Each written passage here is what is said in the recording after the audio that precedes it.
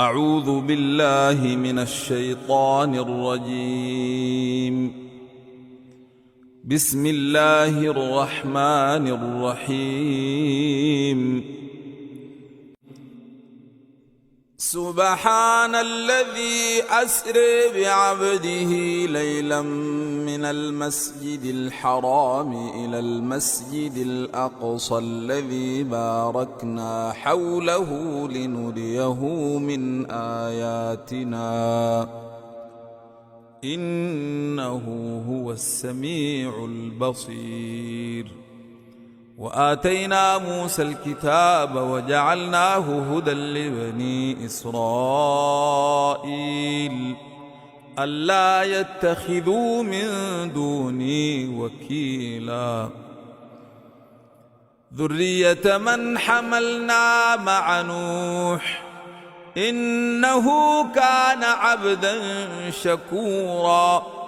وقضينا إلى بني إسرائيل في الكتاب لتفسدن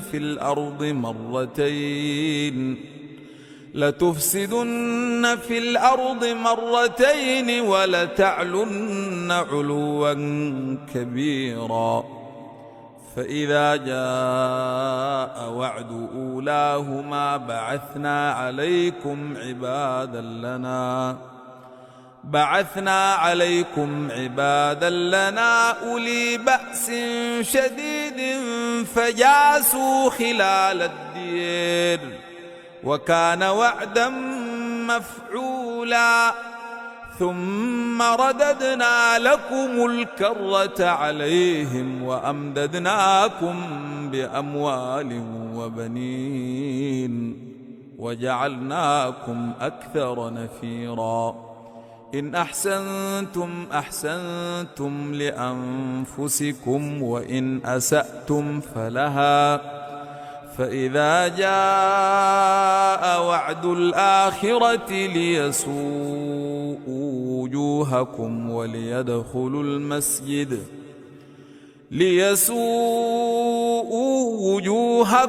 وليدخلوا المسجد كما دخلوه أول مرة وليتبروا ما علوا تتبيرا. عسى ربكم أن يرحمكم وإن عدتم عدنا وجعلنا جهنم للكافرين حصيرا. إن هذا القرآن يهدي للتي هي أقوم ويبشر المؤمنين الذين يعملون الصالحات أن لهم أجرا كبيرا وأن الذين لا يؤمنون بالآخرة أعتدنا لهم عذابا أليما. ويدعو الإنسان بالشر دعاءه بالخير وكان الإنسان عجولا. وجعلنا الليل والنهار آيتين فمحونا آية الليل وجعلنا آية النهار مبصرة لتبتغوا فضلا من ربكم ولتعلموا عدد السنين والحساب وكل شيء فصلناه تفصيلا. وكل إنسان ألزمناه طائره في عنقه ونخرج له يوم القيامة كتابا يلقاه منشورا. اقرأ كتابك كفى بنفسك اليوم عليك حسيبا. من اهتدى فإنما يهتدي لنفسه ومن ضل فإنما يضل عليها ولا تزر وازرة وزر أخرى وما كنا معذبين حتى نبعث رسولا.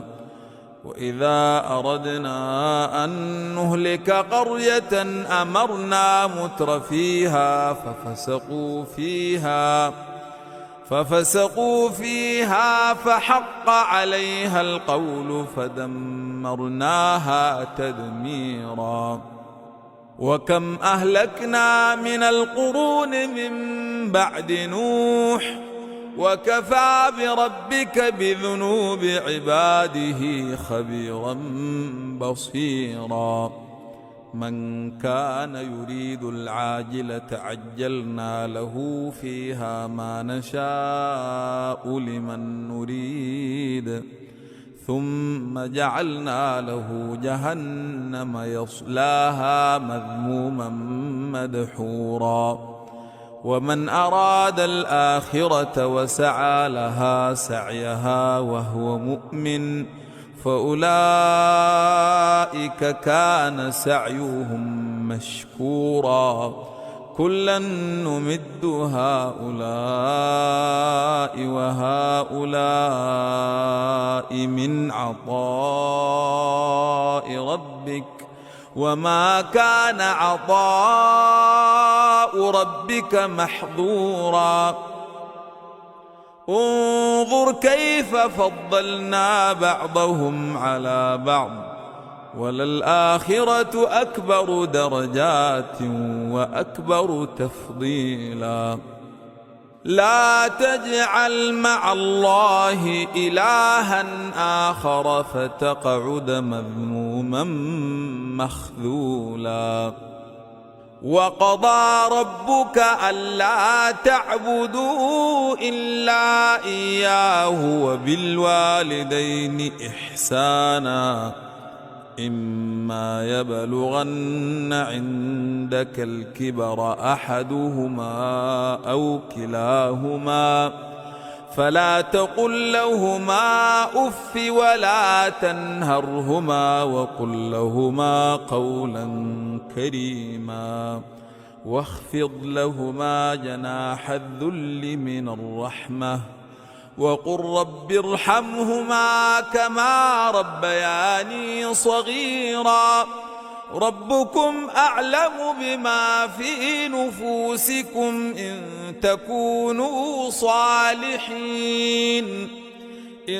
تكونوا صالحين فإنه كان للأوابين غفورا.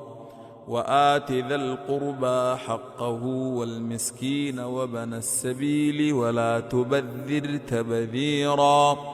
إن المبذرين كانوا إخوان الشياطين وكان الشيطان لربه كفورا. وإما تعرضن عنهم ابتغاء رحمة من ربك ترجوها فقل لهم قولا ميسورا. ولا تجعل يدك مغلولة إلى عنقك ولا تبسطها كل البسط فتقعد ملوما محسورا. إن ربك يبسط الرزق لمن يشاء ويقدر إنه كان بعباده خبيرا بصيرا. ولا تقتلوا أولادكم خشية إملاق نحن نرزقهم وإياكم إن قتلهم كان خطأ كبيرا. ولا تقربوا الزنا إنه كان فاحشة وساء سبيلا. ولا تقتلوا النفس التي حرم الله إلا بالحق ومن قتل مظلوما فقد جعلنا لوليه سلطانا فلا يسرف في القتل إنه كان منصورا. ولا تقربوا مال اليتيم إلا بالتي هي أحسن حتى يبلغ أشده وأوفوا بالعهد إن العهد كان مسؤولا وأوفوا الكيل إذا كلتم وزنوا بالقسطاس المستقيم ذلك خير وأحسن تأويلا ولا تقف ما ليس لك به علم إن السمع والبصر والفؤاد كل أولئك كان عنه مسؤولا ولا تمش في الأرض مرحا إنك لن تخرق الأرض ولن تبلغ الجبال طولا كل ذلك كان سيئة عند ربك مكروها ذلك مما أوحى إليك ربك من الحكمة ولا تجعل مع الله إلها آخر فتلقى في جهنم ملوما مدحورا أفأصفاكم ربكم بالبنين واتخذ من الملائكة إناثا إنكم لتقولون قولا عظيما ولقد صرفنا في هذا القرآن ليذكروا وما يزيدهم إلا نفورا قل لو كان معه آلهة كما تقولون إذا لابتغوا إلى ذي العرش سبيلا سبحانه وتعالى عما يقولون علوا كبيرا تسبح له السماوات السبع والأرض ومن فيهن وإن من شيء إلا يسبح بحمده ولكن لا تفقهون تسبيحهم إنه كان حليما غفورا وإذا قرأت القرآن جعلنا بينك وبين الذين لا يؤمنون بالآخرة حجابا مستورا وجعلنا على قلوبهم أكنة أن يفقهوه وفي آذانهم وقرا وإذا ذكرت ربك في القرآن وحده ولوا على أدبارهم نفورا نحن أعلم بما يستمعون به إذ يستمعون إليك وإذ هم نجوى إذ يقول الظالمون إن تتبعون إلا رجلا مسحورا انظر كيف ضربوا لك الأمثال فضلوا فلا يستطيعون سبيلا وقالوا أإذا كنا عظاما ورفاتا أإنا لمبعوثون خلقا جديدا قل كونوا حجارة أو حديدا أو خلقا مما يكبر في صدوركم فسيقولون من يعيدنا قل الذي فطركم أول مرة فسينغضون إليك رؤوسهم ويقولون متاه قل عسى أن يكون قريبا يوم يدعوكم فتستجيبون بحمده وتظنون إن لبثتم إلا قليلا وقل لعبادي يقولوا التي هي أحسن إن الشيطان ينزغ بينهم إن الشيطان كان للإنسان عدوا مبينا ربكم أعلم بكم إن يشأ يرحمكم أو إن يشأ يعذبكم وما أرسلناك عليهم وكيلا وربك أعلم بمن في السماوات والأرض ولقد فضلنا بعض النبيين على بعض وآتينا داود زبورا قل ادعوا الذين زعمتم من دونه فلا يملكون كشف الضر عنكم ولا تحويلا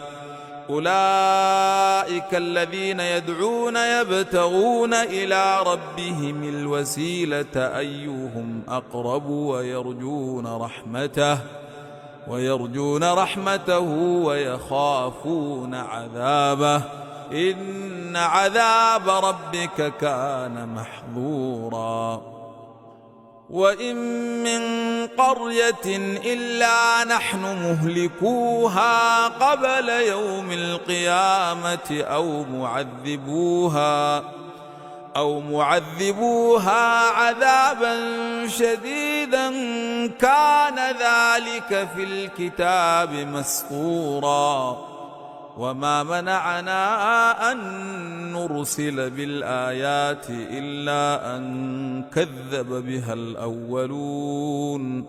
وآتينا ثمود الناقة مبصرة فظلموا بها وما نرسل بالآيات إلا تخويفا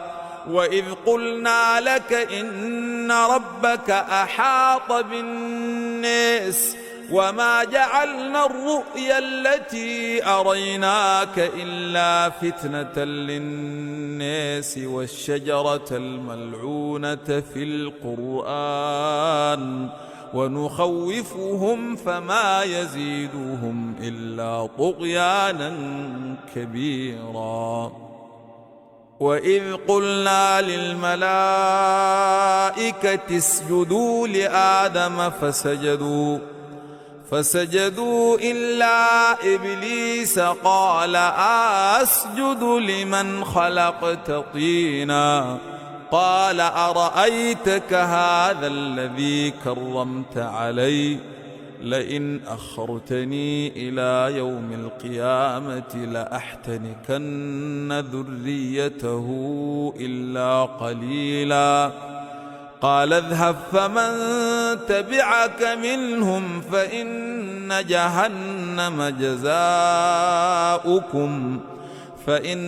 جهنم جزاؤكم جزاء موفورا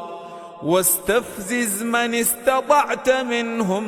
بصوتك وأجلب عليهم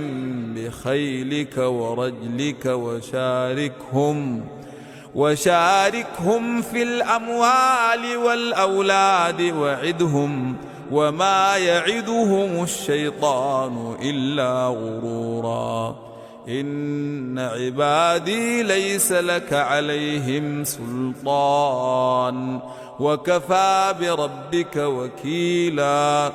ربكم الذي يزجي لكم الفلك في البحر لتبتغوا من فضله إنه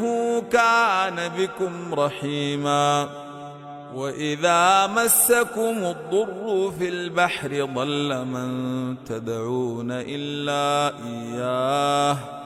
فلما نجاكم إلى البر أعرضتم وكان الإنسان كفورا أفأمنتم أن نخسف بكم جانب البر أو نرسل عليكم حاصبا ثم لا تجدوا لكم وكيلا أم أمنتم أن نعيدكم فيه تارة أخرى فنرسل عليكم قاصفا من الريح فنغرقكم بما كفرتم ثم لا تجدوا لكم علينا به تبيعا ولقد كرمنا بني آدم وحملناهم في البر والبحر ورزقناهم من الطيبات وفضلناهم على كثير ممن خلقنا تفضيلا يوم ندعو كل أناس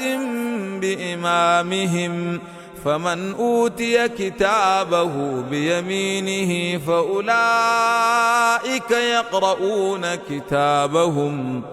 فأولئك يقرؤون كتابهم ولا يظلمون فتيلا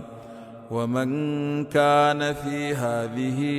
أعمى فهو في الآخرة أعمى وأضل سبيلا وإن كادوا ليفتنونك عن الذي أوحينا إليك لتفتري علينا غيره وإذا لاتخذوك خليلا ولولا أن ثبتناك لقد كدت تركن إليهم شيئا قليلا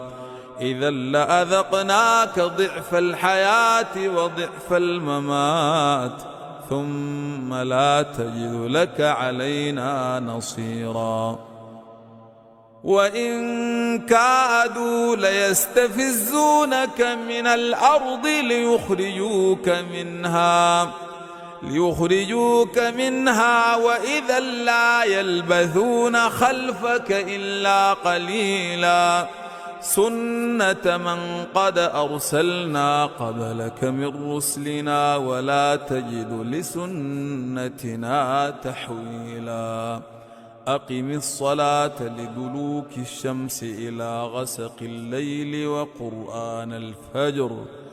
وقرآن الفجر إن قرآن الفجر كان مشهودا ومن الليل فتهجد به نافلة لك عسى أن يبعثك ربك مقاما محمودا وقل رب أدخلني مدخل صدق وأخرجني مخرج صدق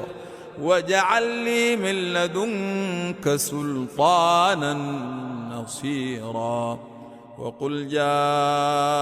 الحق وزهق الباطل إن الباطل كان زهوقا وننزل من القرآن ما هو شفاء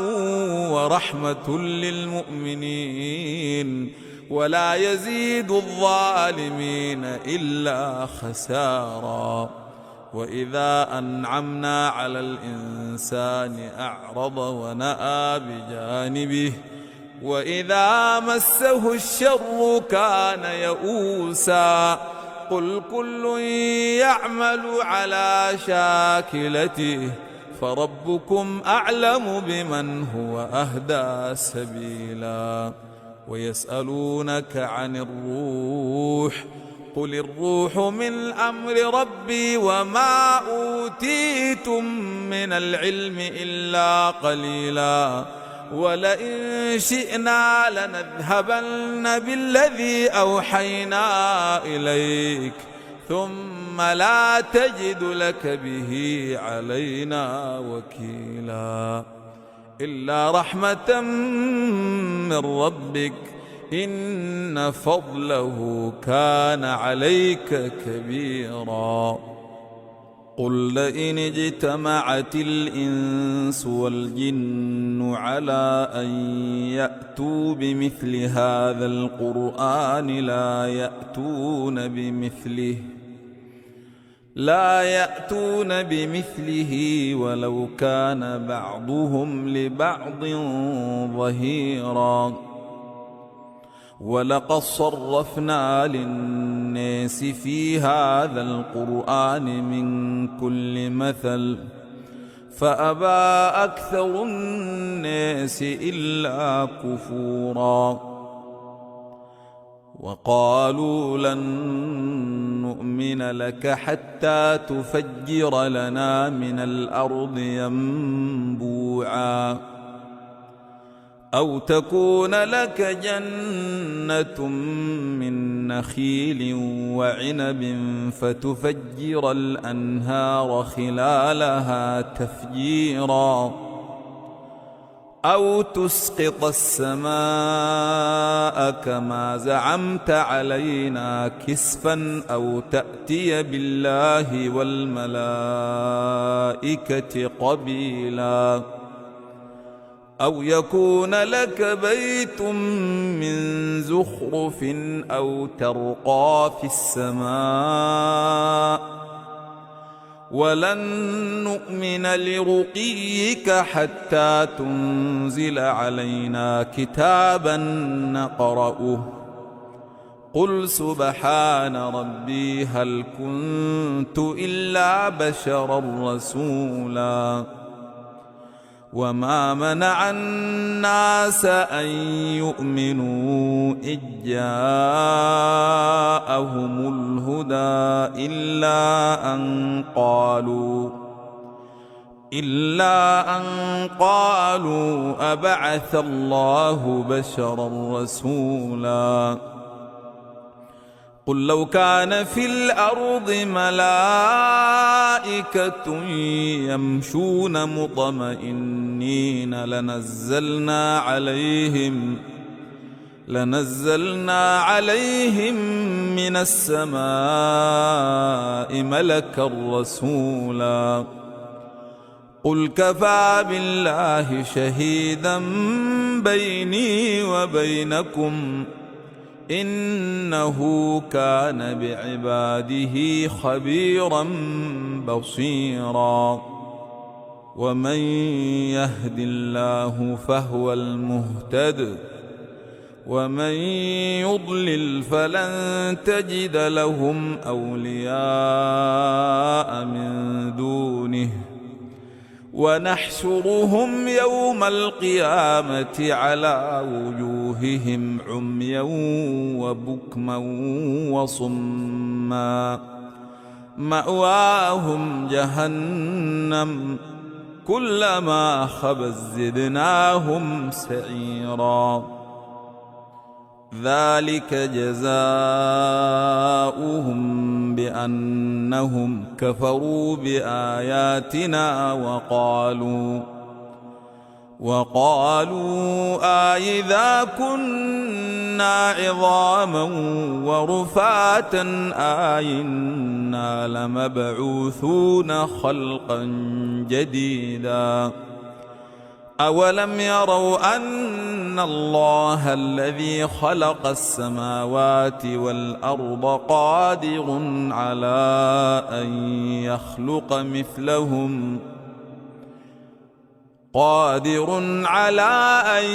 يخلق مثلهم وجعل لهم أجلا لا ريب فيه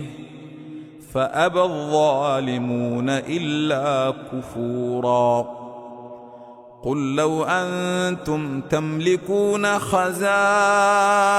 رحمة ربي إذا لأمسكتم خشية الإنفاق وكان الإنسان قتورا ولقد آتينا موسى 9 آيات بينات فاسأل بني إسرائيل إذ جاءهم فقال له فرعون إني لأظنك يا موسى مسحورا قال لقد علمت ما أنزل هؤلاء إلا رب السماوات والأرض بصائر وإني لأظنك يا فرعون مثبورا فأراد أن يستفزهم من الأرض فأغرقناه ومن معه جميعا وقلنا من بعده لبني إسرائيل اسكنوا الأرض فإذا جاء وعد الآخرة جئنا بكم لفيفا وبالحق أنزلناه وبالحق نزل وما أرسلناك إلا مبشرا ونذيرا وقرآنا فرقناه لتقرأه على الناس على مكث ونزلناه تنزيلا قل آمنوا به أو لا تؤمنوا إن الذين أوتوا العلم من قبله إذا يتلى عليهم يخرون للأذقان سجدا ويقولون سبحان ربنا إن كان وعد ربنا لمفعولا ويخرون للأذقان يبكون ويزيدهم خشوعا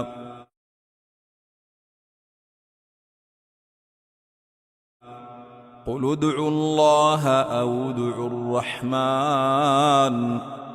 أيما تدعوا فله الأسماء الحسنى ولا تجهر بصلاتك ولا تخافت بها وابتغ بين ذلك سبيلا وقل الحمد لله الذي لم يتخذ ولدا ولم يكن له شريك في الملك ولم يكن له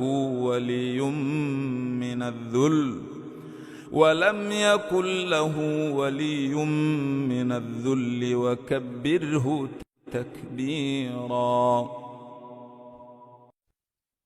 بسم الله الرحمن الرحيم الحمد لله الذي أنزل على عبده الكتاب ولم يجعل له عوجا قيما لينذر بأسا شديدا من لدنه ويبشر المؤمنين الذين يعملون الصالحات أن لهم أجرا حسنا ماكثين فيه أبدا وينذر الذين قالوا اتخذ الله ولدا ما لهم به من علم ولا لآبائهم كبرت كلمة تخرج من أفواههم إن يقولون إلا كذبا فلعلك باخع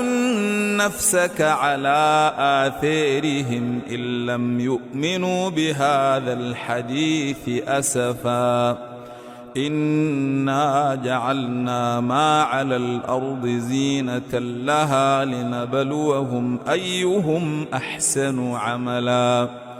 وإنا لجاعلون ما عليها صعيدا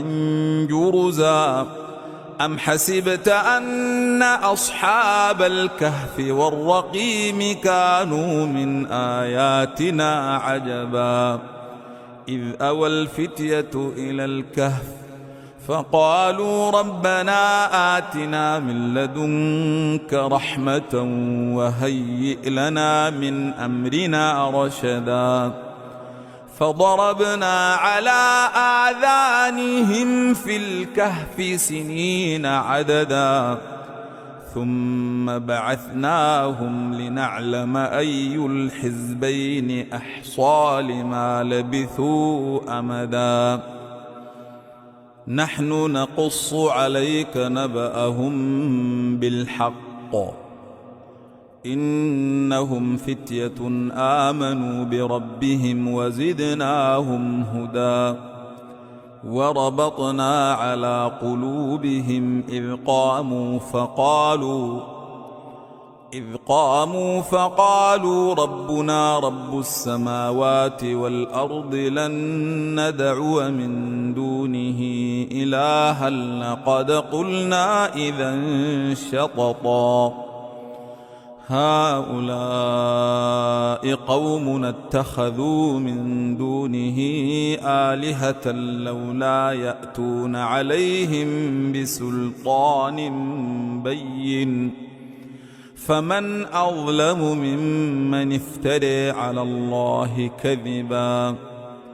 وإذ اعتزلتموهم وما يعبدون إلا الله فأووا إلى الكهف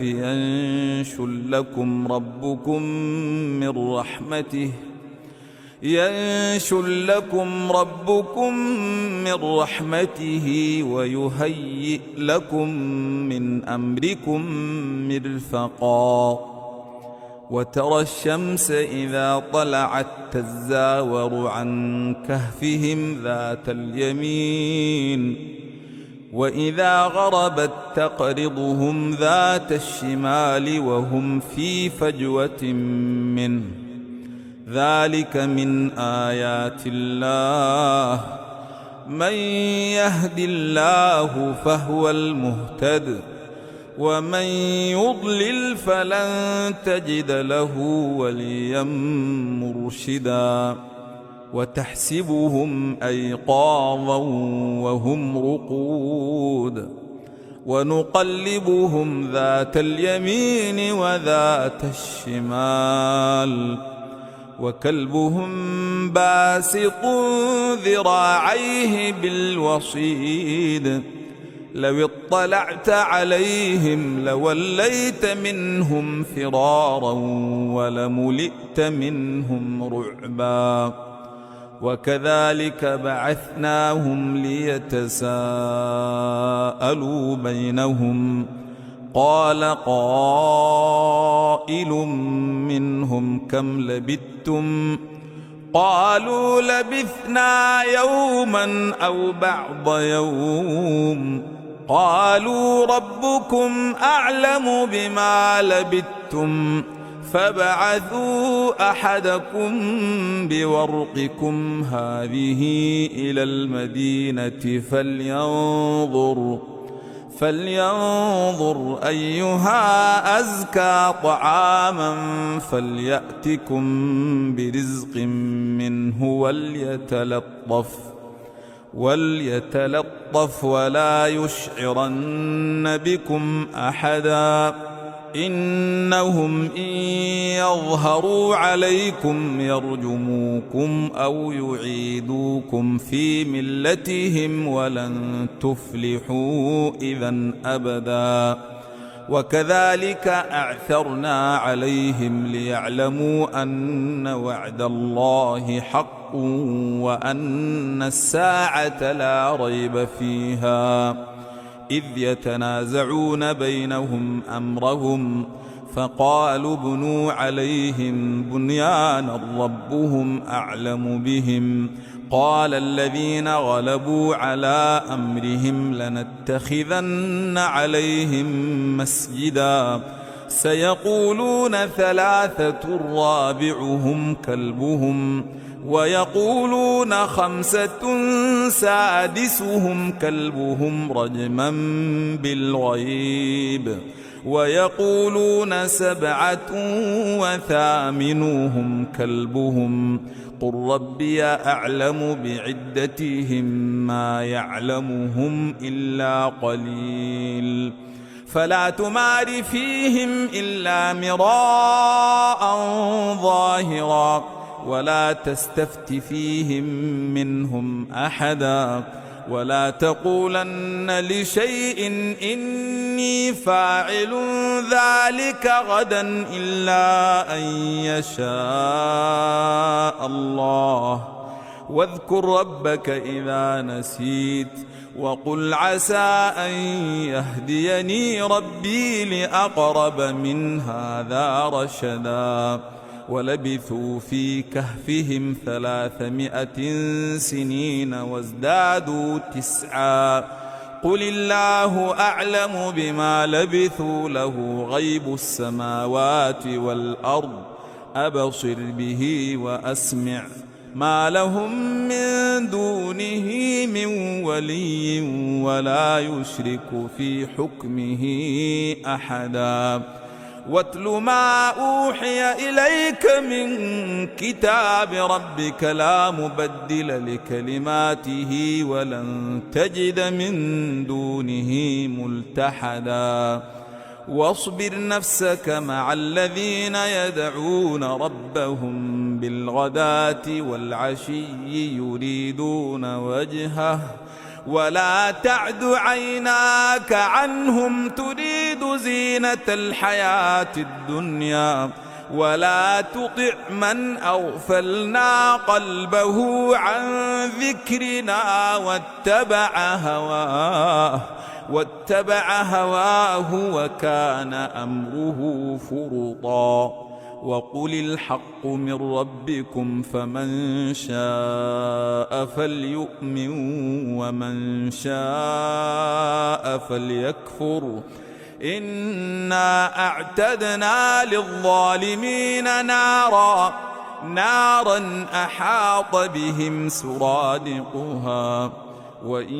يستغيثوا يغاثوا بماء كالمهل يشوي الوجوه بئس الشراب وساءت مرتفقا إن الذين آمنوا وعملوا الصالحات إنا لا نضيع أجر من أحسن عملا أولئك لهم جنات عدن تجري من تحتهم الأنهار يحلون فيها من أساور من ذهب ويلبسون ثيابا خضرا من سندس واستبرق متكئين فيها على الأرائك نعم الثواب وحسنت مرتفقا واضرب لهم مثل الرجلين جعلنا لأحدهما جنتين من أعناب وحففناهما بنخل وجعلنا بينهما زرعا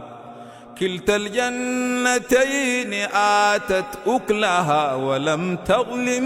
منه شيئا وفجرنا خلالهما نهرا وكان له ثمر فقال لصاحبه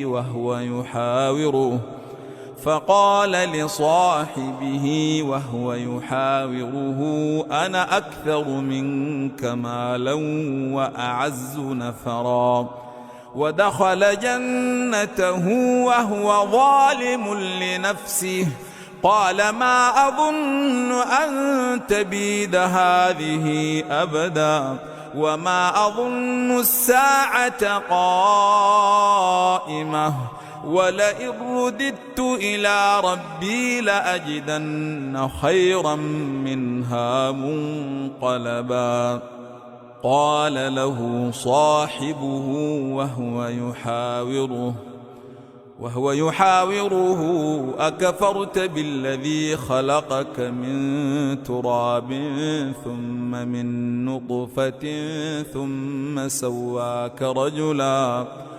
لكن هو الله ربي ولا أشرك بربي أحدا ولولا إذ دخلت جنتك قلت ما شاء الله لا قوة إلا بالله إن ترني أنا أقل منك مالا وولدا فعسى ربي أن يؤتيني خيرا من جنتك ويرسل عليها حسبانا من السماء فتصبح صعيدا زلقا أو يصبح ماؤها غورا فلن تستطيع له طلبا وأحيط بثمره فأصبح يقلب كفيه على ما أنفق فيها وهي خاوية على عروشها ويقول يا ليتني لم أشرك بربي أحدا ولم تكن له فئة ينصرونه من دون الله وما كان منتصرا هنالك الولاية لله الحق هو خير ثوابا وخير عقبا واضرب لهم مثل الحياة الدنيا كماء أنزلناه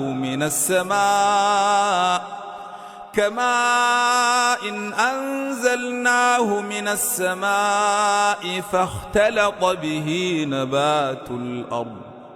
فأصبح هشيما تذروه الرياح وكان الله على كل شيء مقتدرا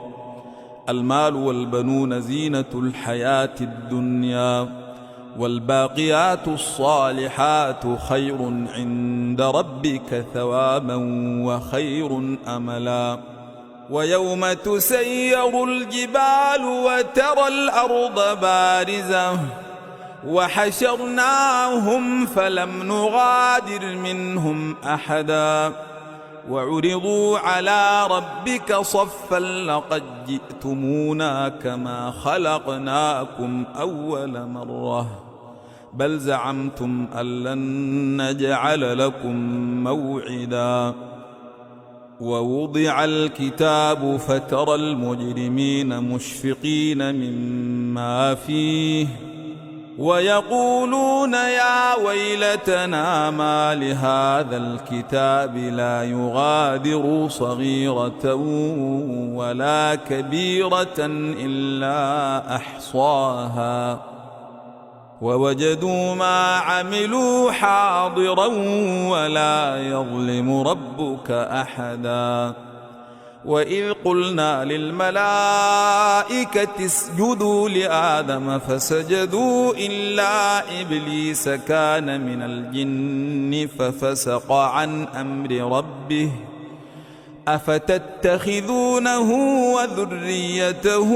أولياء من دوني وهم لكم عدو بئس للظالمين بدلا ما أشهدتهم خلق السماوات والأرض ولا خلق أنفسهم وما كنت متخذ المضلين عضدا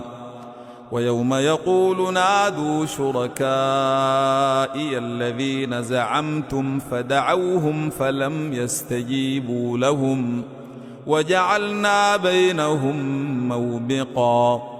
ورأى المجرمون النار فظنوا أنهم مواقعوها ولم يجدوا عنها مصرفا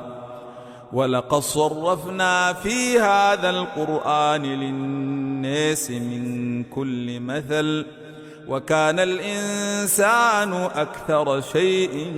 جدلا وما منع الناس أن يؤمنوا إذ جاءهم الهدى ويستغفروا ربهم إلا أن تأتيهم سنة الأولين أو يأتيهم العذاب قبلا وما نرسل المرسلين إلا مبشرين ومنذرين ويجادل الذين كفروا بالباطل ليدحضوا به الحق واتخذوا آياتي وما أنذروا هزؤا ومن أظلم ممن ذكر بآيات ربه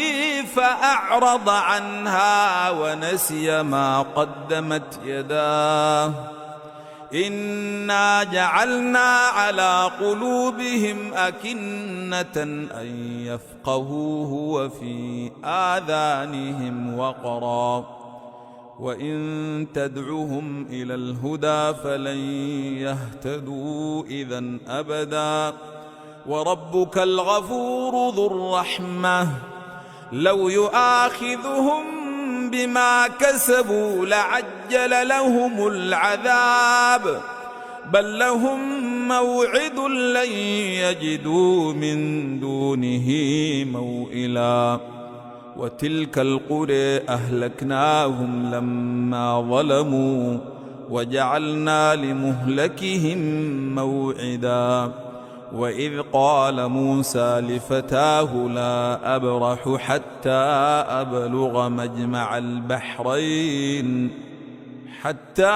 أبلغ مجمع البحرين أو أمضي حقبا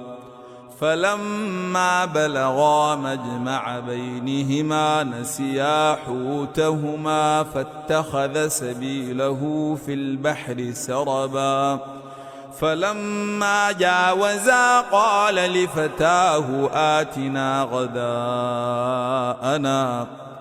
آتنا غداءنا لقد لقينا من سفرنا هذا نصبا قال أرأيت إذ أوينا إلى الصخرة فإني نسيت الحوت وما أنسانيه إلا الشيطان أن أذكره واتخذ سبيله في البحر عجبا قال ذلك ما كنا نبغي فارتدا على آثارهما قصصا فوجدا عبدا من عبادنا آتيناه رحمة من عندنا وعلمناه من لدنا علما قال له موسى هل أتبعك على أن تعلمني مما علمت رشدا قال إنك لن تستطيع معي صبرا وكيف تصبر على ما لم تحط به خبرا قال ستجدني إن شاء الله صابرا ولا أعصي لك أمرا قال فإن اتبعتني فلا تسألني عن شيء حتى أحدث لك منه ذكرا فانطلقا حتى إذا ركبا في السفينة خرقها قال أخرقتها لتغرق أهلها لقد جئت شيئا إمرا قال ألم أقل إنك لن تستطيع معي صبرا قال لا تؤاخذني بما نسيت ولا ترهقني من أمري عسرا فانطلقا حتى إذا لقيا غلاما فقتله قال أقتلت نفسا زاكية بغير نفس لقد جئت شيئا نكرا